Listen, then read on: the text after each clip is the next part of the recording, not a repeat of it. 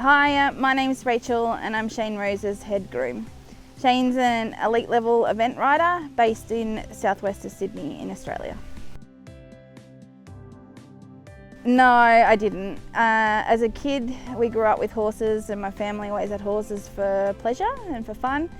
And then I went through school and finished high school, not sure what to do, so I went to Marcus Oldham College in Geelong, which is a horse business management college.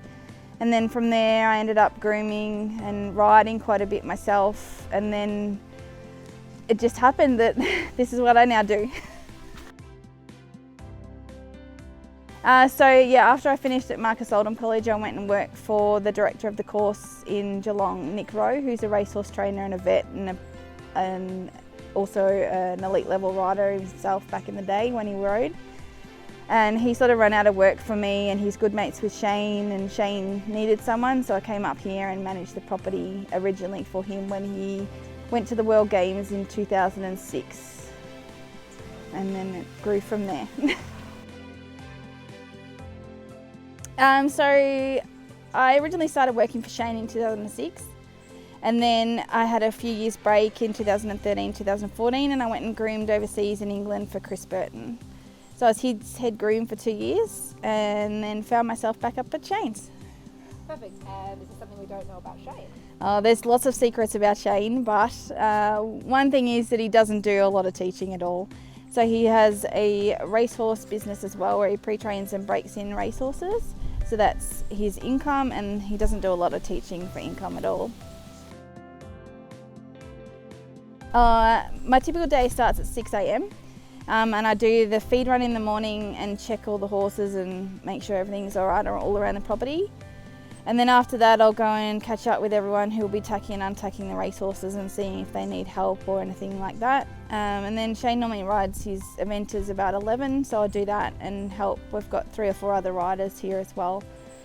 So I help bring in their horses and monitor them. And then in the afternoons, it's all about catching up on jobs and ordering and packing the truck if we're going anywhere, or going to help at the new farm, build fences or make feed, cut chaff, mow lawns, any maintenance or anything like that. Yeah, so it's a lot of preparation before we leave. So we know our truck is basically packed with every piece of gear that we could ever want before we leave, so there's not a lot of gear that needs to go in the truck. Obviously we need to pack our bait saddles and a few other things that are very important. So it's a lot about preparation before we go. So we get the draw and we write the draw out properly and know what we're happening and make a plan before we leave. We take however many horses on the truck and trailer and the cars and floats that we take up to 15 horses with us. And then when we get there, it's all about getting there early enough to prepare for everything before the hectic starts. So we try and make everything as easy once the competition actually commences and the first person is on the first horse. Then hopefully we've done our preparation at home before we get to the competition. So it's all about the preparation before the event again. So we're now in January, February time, and we'll be aiming, hopefully, fingers crossed, to get to Tokyo, or if not, Burley in September will be a main aim with one of Shane's top horses. So at the moment we're still monitoring the horse's health and condition and everything about managing that horse. So it starts very early, the management of the horses and preparation from now. And then when it gets closer, about 6 or 8 weeks out before we leave, we need to make sure we've got every single piece of gear and equipment we could ever need, so that if we need something, we can get it before we go. And then it's also about ordering our supplements and feed and everything like that in advance to get there and have everything as normal as we can for the horse at the competition as we would at home.